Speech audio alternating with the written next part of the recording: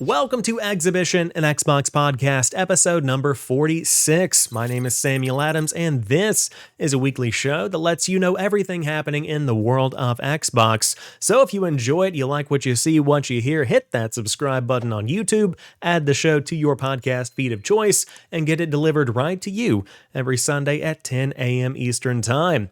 But this week we are talking about Unreal Engine 5, specifically digging into and showing off a new tech demo from the team at the Coalition. A very impressive demo showcases what the future of Gears could look like, but on a larger scale. Really gives us a glimpse at what the future of gaming will look like, and I'm very excited to showcase that today. On top of that, a big AAA game has also been confirmed to be in development that takes advantage of Unreal Engine 5, and you might be raiding some tombs in the next few years. But on top of that, we're talking about summer events, a new spring sale that digs into some discounts on games that are already out there in the wild, and plenty of new games on the way as well with the summer release season approaching. So without further ado, let's go ahead and dig into it.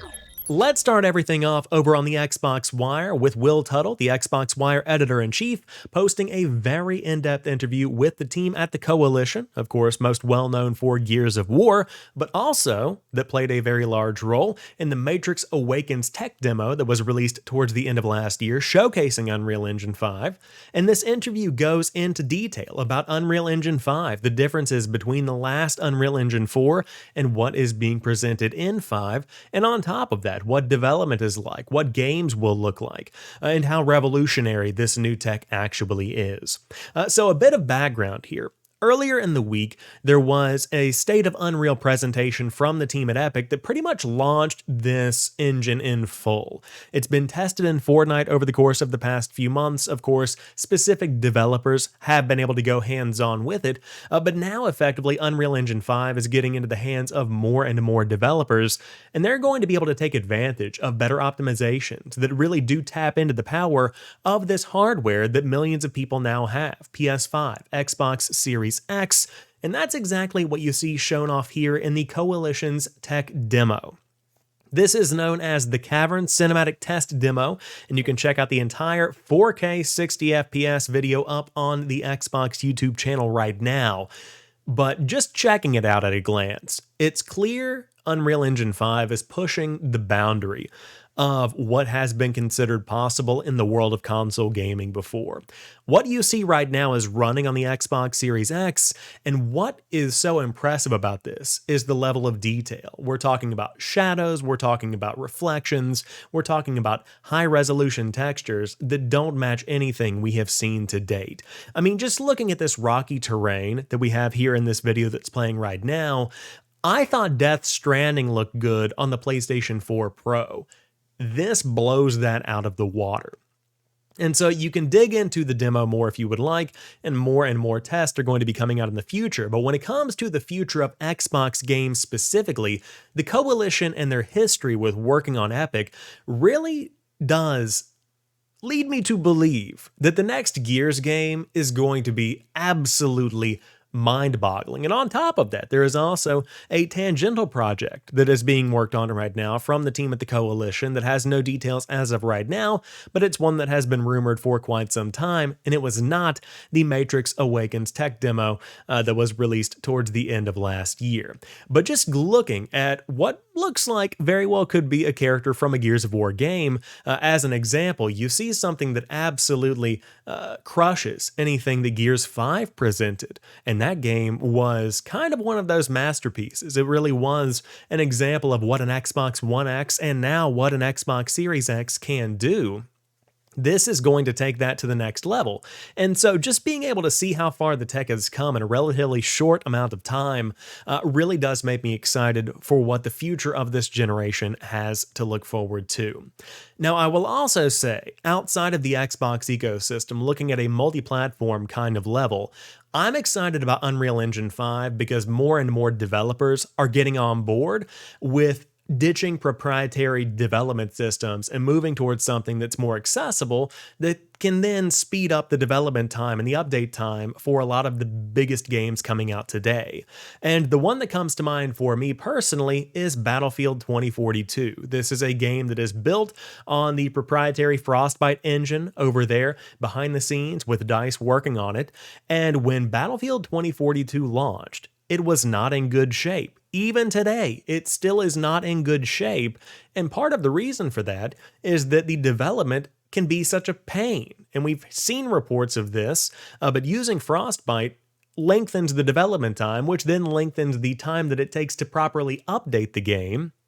And so, you see the shift towards Unreal for the next Battlefield game. Right now, they're still using Frostbite to maintain updates, but I look forward to seeing what that future looks like, because being able to pump out patches that fix very, very detrimental issues without having to spend weeks or even months in development is a key in today's day and age, where games are put out and iterated on more so than released out into the wild and never touched again.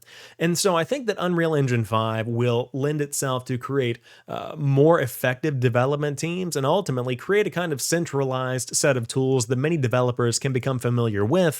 In a way, it's kind of like having a shared coding language in my mind. And again, if any of you are game developers and you would like to share your thoughts in the comment section down below on YouTube, by all means, let me know what you think about this new engine.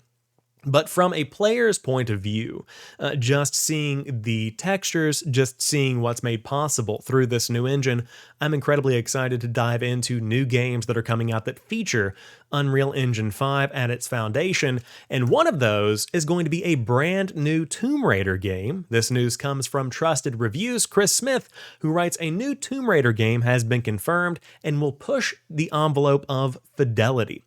This is very exciting. They write, in announcing the new game during the State of Unreal 2022 livestream, the developer said it plans to push the envelope of fidelity, meaning we are likely to see the most lifelike Lara yet, and lighting technologies that make full use of the latest consoles and gaming PCs. Details are as scarce as they could possibly be right now, with no indication of a potential release date, no title, no preview images, trailer, or platform information.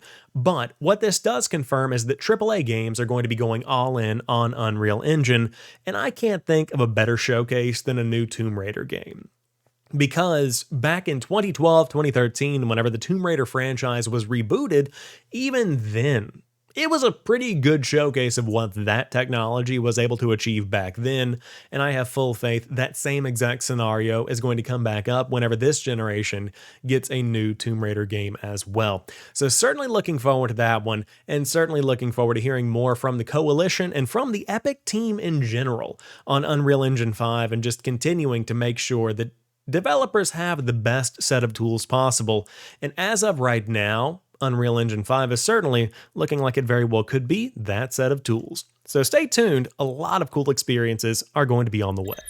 If you're a longtime fan of Max Payne, this was a fantastic week for you, because Remedy Entertainment has reached an agreement with Rockstar Games to remake the first two games, of course being Max Payne and Max Payne 2: The Fall of Max Payne. And this was put out in a big press release on April the 6th, a pretty late day announcement. As you can see here, it was 11:45 p.m. EEST, which equated to right around 5 p.m. Eastern Time here in my time zone. But ultimately, this is going to be a ground-up foundational remake from the team at Remedy, and Rockstar Games, of course, was the license holder. It seems like they were very excited to allow Remedy to partake in this project. But Max Payne 1 and 2 are in deep need of a remake, and I was actually listening to a podcast a couple of months ago discussing Max Payne and the franchise as a whole. And while the games themselves still hold up, there is certainly a level of polish that is lacking that could be remedied by a Remedy remake, if you pardon the humor there. So I'm looking forward to learning more about these, but ultimately they write, we were thrilled when our longtime friends at Remedy approached us about remaking the original Max Payne games, said Sam Houser, founder of Rockstar Games. We are massive fans of the work the Remedy team has created over the years, and we can't wait to play these new versions. They continue. Max Payne has always held a special place in the hearts of everyone at Remedy, and we know the millions of fans worldwide feel the same, said Remedy CEO Terrell Vertala. We are hugely excited to be working with our partners at Rockstar Games once again for the chance to bring the story, action, and atmosphere of the original Max Payne games back to players in new ways. Under the development agreement signed today, Remedy will develop the games as a single title for PC, PS5, and Xbox Series X and S using its proprietary Northlight game engine. The game's development budget will be financed by Rockstar Games, the size of which will be in line with a typical Remedy AAA game production. Under the agreement, Remedy has a royalty opportunity after Rockstar Games has recouped its development, marketing, and other costs for distributing and publishing the game. The project is currently in the concept development stage. So that pretty much gives you everything we know so far. This is something that will not see the light of day for many, many years, but that is in fact happening. And I, for one, am looking forward to going in and checking these remakes out because Max Payne 3 is phenomenal. If you have never played this game, you absolutely should, because it is a wonderful use of bullet time and time mechanics in general that kind of were the hallmark and are the hallmark of Max Payne games. Now, for some people, Max Payne 3 was their least favorite. For me, it's the only one that I've personally played because the other two had so much age on them by the time that I got old enough to really enjoy that type of experience and be allowed to play it.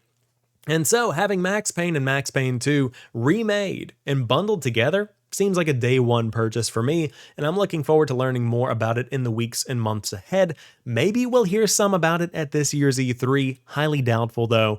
So this is more of a PSA, this is happening, get pumped. Again, stay tuned, we'll talk about more news as it comes, but certainly excited to see some old school Max Payne with a fresh coat of paint. Speaking of new coats of paint, Speaking of new coats of paint, your car might need one because a new Need for Speed game is drifting onto your console in November, according to a new report from Jeff Grubb on his Grubb Snack show. Of course, Jeff Grubb, a very notable industry insider over there on the team at Giant Bomb, but it seems like EA is focusing only on releasing a new Need for Speed on PS5 and Xbox Series X and S. That is something that I find very, very interesting. Also would not be surprised to see PC thrown in there as well. According to Jeff Grubb, he says, quote, "If you are a Need for Speed fan who has bought a next-gen console, here's some news, it's next-gen only. They're shifting to next-gen only," end quote. So, first and foremost, a new Need for Speed needs to be good.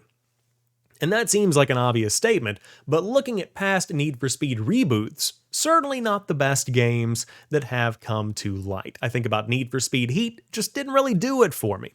I want that old school Need for Speed Hot Pursuit kind of action, and of course we recently saw Need for Speed Hot Pursuit Remastered, and that is a longtime fan favorite of the franchise. So getting back to those roots, and for me personally, it's going to be creating a game that feels kind of like Forza Horizon 5 in terms of its playstyle and in terms of the way the cars feel, but it still has that arcade old school action that Need for Speed has become known for, as they should be known for because they do it very well when it's executed well.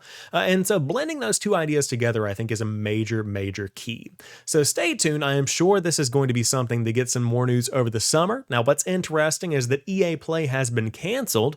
You will not be seeing an in-person or virtual EA Play conference, so the big question in my mind is where does this Need for Speed game make its debut at? Is this a Tuesday morning 8 a.m. tweet, or is this something that maybe makes some kind of debut at the Xbox showcase, which is what a lot of third parties tend to do whenever more and more eyes are on a specific show? And I think that in terms of visibility, Xbox is certainly a good option for them. Now, the big question is what kind of marketing agreements exist between Xbox or PlayStation and the team at Electronic Arts. But we will see more in the months ahead. Again, we are ramping into this huge release season with the Summer Game Fest coming up. We talked about it more on last week's show, with E3 officially biting the dust for 2022. And I would think 2023 as well, and Summer Game Fest continuing to dominate in that space. But THQ Nordic is going to be a part of that Summer Game Fest because they have announced a digital showcase for August. This news comes from Jordan Middler over at VGC, who writes, the company plans to present several brand new games, expanding the company's portfolio into new genres with both licensed and original gaming experiences. This show will also feature updates about THQ Nordic games currently in development, such as Outcast 2, A New Beginning, and Jagged Alliance 3. You can tune in at 12 a.m. Pacific Daylight Time, 3 p.m. Eastern Time. I think they probably meant PM here. That seems to make more sense. Either way, 3 p.m. Eastern Time on August the 12th. Okay, to learn more about what THQ has coming down the pike. And there's a little sizzle reel if you would like to learn more, but nothing really confirmed for this event. Of course, you're probably going to see some SpongeBob games, some licensing agreements, maybe a couple of old school AA remakes, which is kind of the THQ bread and butter, in my opinion. I find it incredibly weird that they announced this so many months in advance. I mean, looking at my watch, it is April the 9th when I'm recording this, April the 10th when you are watching or listening to it, or potentially a day or two even after that. So you're looking at, let's just say, you're watching this on April the 12th, May 12th, June 12th, July 12th, August 12th. 4 months. 4 months in advance. In my opinion, the THQ Nordic showcase needs to have about a week, maybe even 3 days of build-up, because this is something that normally just presents AA games that no one is really going to be over the moon about. Now, that's not to say these games are not significant. I love THQ Nordic and the games they make, but we're not talking about a God of War Ragnarok build-up. These are not games that are going to compete on that same level, or you're not going to be seeing an Elden Ring level event from the THQ Nordic showcase. So the 4-month build-up doesn't really make sense to me. At the same time, these games do require some airtime, so looking forward to August the 12th, and I also like what they did with the little logo there. That's nice, a callback to their own THQ Nordic logo for those that are watching on video. But nonetheless, excited to see what the summer holds. Plenty of new games on the way, so stay tuned. We'll be talking about it all right here every Sunday on Xhibition. Lots to look forward to. If you are an owner of Valve's Steam Deck, I have some good news for you. A couple of new Xbox games have made their way to that verified list of games that absolutely run on that new handheld device, including Fable and some non-FPS Halo for fans of that Halo Wars action. The Steam Deck Xbox games list expands today. Microsoft reveals to include 11 popular Xbox published games, now verified or playable for Valve system. The list does not include the hoped-for Steam Deck Halo Infinite compatibility, but it does include Fable, Gears Tactics, Minecraft Dungeons, and all of the non-FPS Halo games. Very cool stuff there. So PC Games In has the full list of compatible games, including Fable Anniversary, Halo Wars Definitive Edition, Ori and the Blind Forest Definitive Edition, Killer Instinct, Halo Spartan Strike, Kalimba, Rush, a Disney Pixar Adventure, Minecraft Dungeons, Gears Tactics, Deadlight, and Halo Spartan Assault. So if you do want to dive in, again, a couple of new additions to that list. I think out of all of these, probably Fable Anniversary is the most exciting. I have played a bit of Spartan Assault, almost wrapped it up, and Minecraft Dungeons, of course, also a pretty popular one over the course of the past few years. But beyond all of those, Ori and the Blind Forest is one of those legendary indies that we've seen in the past 10 years. So seeing that on the list, of course, makes many, many people happy. Unfortunately, some bad news last week from the team behind Ori and the Blind Forest that is having some workplace issues. Hopefully those get ironed out in the future. But if you do have a Steam Deck and you want to play some Xbox games, we have some fantastic additions that are waiting for you right now. Next up, it's that time of the week once again where I talk about Halo Infinite, because this is a game that, while it has fallen off for many, it is still very near and dear to my heart. And so while I have taken a couple of weeks off from the game, I dove back in this week because the ultimate reward for completing the challenges is very, very good. Currently still working on that at the time of recording, but I'm a big fan of the Brass Knuckles keychain that is now earnable in the game. But we also have a blog that dropped on the Halo Waypoint this week, which pretty much gives you a look at what is to come in Season 2. Now again, much like last week's blog, it's very in-depth, lots to dig into here. And they talk more about battle passes, progression, things like that. But I wanted to call out a couple of big points that I think should be noticed in the TLDR section. So, when Season 2 launches on May the 3rd, the shop will have bundles that are more consistent with value across different offerings, and on top of that, the Battle Pass and progression is changing, with Season 2's free track offering more customization content than Season 1. Players can earn 1,000 credits in the Season 2 Premium Battle Pass, which is $10 in the store, which you can use to buy whatever you would like. Weekly challenges will see continued improvements, and ultimate rewards will be higher in value. Those are what are earned every week when you complete all of your weeklies, and they will be visors, coatings, and stances, and will not include emblems or backdrops throughout the course of the season. So that's pretty much the breakdown of everything when it comes to the highlights of progression changes and the Battle Pass. And I will say, it's a good step in the right direction. I posted on Twitter earlier this week complaining again about the weekly challenges because I still have one right now that says play a game of Capture the Flag, or maybe it's even win a game of Capture the Flag. And I have not, in the roughly 3 or 4 hours that I've spent with the game so far in the last 24, played a single game of Capture the Flag. And I can't help that. That's because of the RNG behind the scenes that is matchmaking with Team Slayer, with Stronghold. I can't find a game of Capture the Flag. I shouldn't have to rely on the off chance that I get to play the game mode that I want to play the game mode. That's ridiculous to me. So hopefully that is a part of the change that may be in the works over behind the scenes at 343. But if that is in fact included and the weekly challenges either no longer align with that kind of challenge or they issue it in some other kind of alternative way, then that's a good step in the right direction. On top of that, I think that more valuable cosmetics will keep players coming back more and more. The keychain, for instance, this week that I got, I think they call it something else. I don't know, it's keychain. That brought me back because it's a good piece of content. That's something I want to see on the side of my gun when I'm jumping around. I want to see the little brass knuckles keychain flopping around. So I'm back. I'm going to try and finish this week's challenges, and it brought me back after being a lapsed player for about a month or two. So that's the kind of content we need to see. And I think that these changes are going to be very valuable in the long run because of the lack of content that Season 2 currently brings. You see a handful of new modes, 2 new maps, 1 big team battle, 1 arena.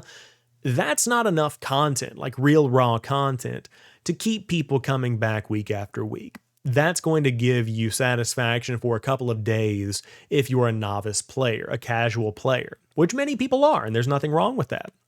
And so these weeklies need to have a lot of value, and the store has to seem fair. And there was also the question from John. I always say Junsik, but a YouTube commenter said that it was pronounced in a different way. So again, correct me in the comment section down below. But the 343 community manager effectively came out and said, hey, we are updating this. You are going to have higher value changes, and we're at a weird spot because whenever we give you something that is incredibly good, there's a sense of FOMO, and players complain, hey, we're getting pushed back into the game. Whenever I don't want to play Halo Infinite, it's the same thing over and over again. I'm tired of this content. But at the same time, if the weekly ultimate reward itself is so low value, people say, well, why would I come back and play the game when the reward is that emblem or that banner that I saw 3 weeks ago? So the team is kind of at a crossroads right now. And then Brian Gerard jumped in and said, hey, can we put ultimate rewards in the shop at a later date? And a ton of people replied, I'm of the mindset that that's okay as long as it's in a different season. That's kind of what Fortnite does already. And I think a lot of this playbook can be copied directly from Fortnite when it comes to earnable cosmetics and then having them purchasable in the future. But ultimately, lots of good conversations, lots of transparency, I might add as well. And so that's all good to see. So I'm looking forward to jumping in on May the 3rd. This is a game that I fully intend on playing a good bit over the course of the summer. I still love Halo Infinite. It takes a while to get back into just because of the mechanics of the game and the time to kill, that kind of thing. But once again, I'm in love with the game and I want it to succeed. So hopefully a quicker turnaround time on Season 3 content as well. Maybe even a couple of new maps coming in Season 2. And we also have the tease of some new Master Chief Collection content coming as well in the week ahead. So we'll have to stay tuned and I'll tell you more about that next week. But ultimately Season 2 on the way, just a couple of weeks out. So I'll be diving back in. Let me know if you will in the comment section down below. Samurai side-scroller Trek to Yomi is heading to consoles and PC on May the 5th, and of course, it's also coming to Game Pass, a very big addition from the publishing team at Devolver Digital. This basically is a side-scrolling Ghost of Tsushima. That's pretty much the way that it has been described, and you can find the trailer over on the Devolver Digital YouTube channel, but it really does look phenomenal in terms of the presentation itself. It's kind of one of those old-school 1940s samurai movies. Probably not the 40s, but you know what I mean. So being able to see this one finally hit on May the 5th and a confirmation of that date is certainly nice, and it's a big addition to Game Pass. In my opinion, it's probably one of the most notable Game Pass additions coming in the spring release season. So I'm certainly adding this one to my watch list, and I love the way the gameplay looks in and of itself. Really excited to see how it feels in general on the controllers whenever I get on the sticks and dive on in. So I'm certainly looking forward to checking this one out. It's a day one for me, and again, that lighting and that look is just absolutely wonderful. But of course, you can check it out pretty much anywhere except for Nintendo Switch, RIP, on the PS4, Xbox One, PS5, Series X, and on the PC via Steam and GOG. So plenty of options out there if you do want to check this one out. But if you need something to play between now and the time that Trek to Yomi comes out, the Xbox Spring Sale is now live, featuring savings of up to 80% off until April the 21st. You can see the report from Tom Ivan over on VGC right now, but if you want to head over, the sale, of course, is now live. You can check it out on your console, on your web browser of choice, and some pretty solid discounts on pretty notable games. Of course, you have your standard editions like Halo Infinite, Call of Duty Vanguard, Forza Horizon 5, Diablo 2 Resurrected, all of that good stuff. But you also have some pretty deep discounts on games like Ollie Ollie World that came out just a couple of weeks ago. On top of that, one that I wanted to call out was Ori and the Will of the Wisps, which is $9.89. A recent release, Godfall Ultimate Edition, is $30. So many more to dive into right now. And I would also consider this to be a great opportunity to check out some of the games that might have recently gotten some next generation updates. I think that it's often a matter of funding, for me personally, that I don't want to necessarily go back if it's a game that I played on the Xbox One and pick it up again digitally on the Xbox Series X, since I bought a lot of physical games last generation that I ended up trading in over time. So this is a great opportunity to stock up on stuff that you might play over the summer because, of course, we are getting out of that spring release season that was incredibly hectic, and now we have somewhat of a lull, pretty much between May and the September-October release season kind of cranking up. So for me personally, it's going to be a great opportunity to dig into some of the recent Game Pass editions like Wild West, but of course in a couple of weeks we also have the Halo Infinite Season 2 drop, which also got a blog post earlier this week digging into some of the changes, and so, again, lots to look forward to here, but if you do want to spend a couple of bucks and fill up that summer backlog, by all means, dive in, check it out, and I've also heard that a couple of players, and I say a couple, a good many, are getting some coupon codes, some free gift cards in their email inboxes and their Xbox messages. So dive in, check it out, make sure you are not a lucky winner, because if you are, go check it out. You could even get a game like The Sims 4 for free. It's $5. So hey, pretty good deal. But yeah, exciting stuff here. Love a good sale. That wraps up episode 46 of Xhibition, an Xbox podcast. As always, thank you so much for taking the time to kick off your week with an episode. And if you're new here, you enjoy what you see, what you hear, hit that subscribe button, follow on a podcast service, and get Xhibition delivered to your inbox each and every Sunday. But until next week, you guys have a fantastic one. I'll talk to you soon, and keep on playing.